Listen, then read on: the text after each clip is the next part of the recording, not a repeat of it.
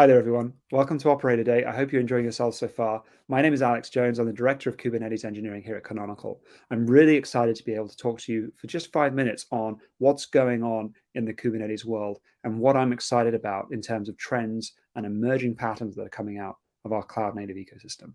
So firstly, we saw that in 2021 and 2022, there's been a strong shift towards Kubernetes security with the deprecation of pod security policy in 1.24 to 1.25. We're seeing that now we've got a really strong sentiment around what makes a secure cluster. Misconfiguration tooling is everywhere now, and also scanning for container vulnerabilities has become a really interesting topic. Not to mention a lot of the co-located events in the CNCF KubeCon have now got a real strong onus towards provenance, supply chain security, and looking at where your information comes from and how it gets into your cluster. Kubernetes upstream itself is, in addition, rising to the challenge here by building in provisions such as user namespacing and additional capabilities that can now make even more secure operation and running of your workloads. I'm also particularly excited because with micro-K8s, as you'll go on to find out later throughout Operator Day, is leveraging now strict confinement, which lets us put an AppArmor profile around our K8s clusters, which is great for those who really want to double down on their security posture. Other things that are exciting about the direction of K8s right now are in particular looking at things like container storage interfaces.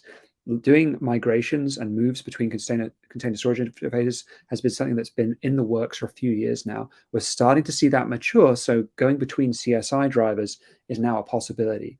This is great because now that people are starting to move a lot of their stateful workloads into K8s, there's a need to be able to do this. And I think that the alleviation of those kind of questions is exactly the kind of thing that the upstream K8s project should be doing. In particular, some of the things that I get asked a lot about are observability, telemetry. How do we feed this all into this idea of security, this idea of storage, this idea of operation of stateful workloads? Well, I think that what we're seeing is with the emergence of OTel a couple of years ago, so the Open Telemetry project, Kubernetes is now starting to become mapped in real time. So we're seeing signals being sent out not only just by operators and by workloads that subscribe to it, but also passive tracing. So eBPF is a really good example of that. So that's the extended Berkeley packet filter, which is presiding on the Linux host underneath your Kubernetes cluster, whether that's your control plane or your worker nodes. eBPF is an interesting opportunity to automatically wire up signaling so that your workloads, as they go over the network interfaces, get mapped. It's a key problem that many organizations have, and I'm glad to see that it's finally being solved in a way that's non-intrusive and is reproducible.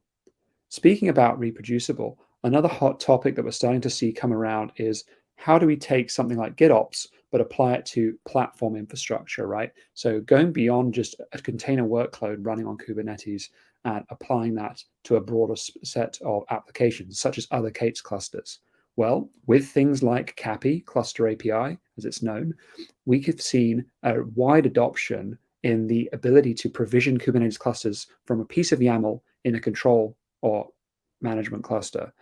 I'm really excited to announce that here at Operator Day and KubeCon in this week, we're going to be talking a lot more about what we're doing with Cluster API for micro-K8s and charmed K8s and letting people provision the way they want and operate and manage those clusters.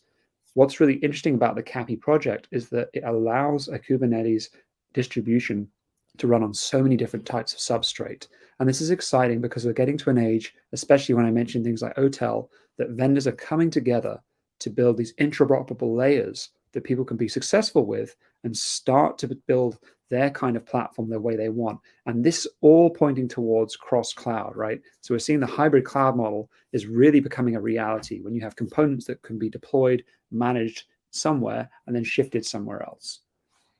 I hope that this has given you a glimpse into the things that I'm thinking about and I'm excited about for this Operator Day and the KubeCon afterwards. I hope you enjoy the event. Please do check out the talks. We've got awesome speakers, really exciting panels, and I think that the Operator Day should really help to inform you about the way that we're looking at operators with Juju, the way that we're thinking about adding value to this ecosystem. I'm sure I'll see you around and enjoy the rest of your day. Thank you.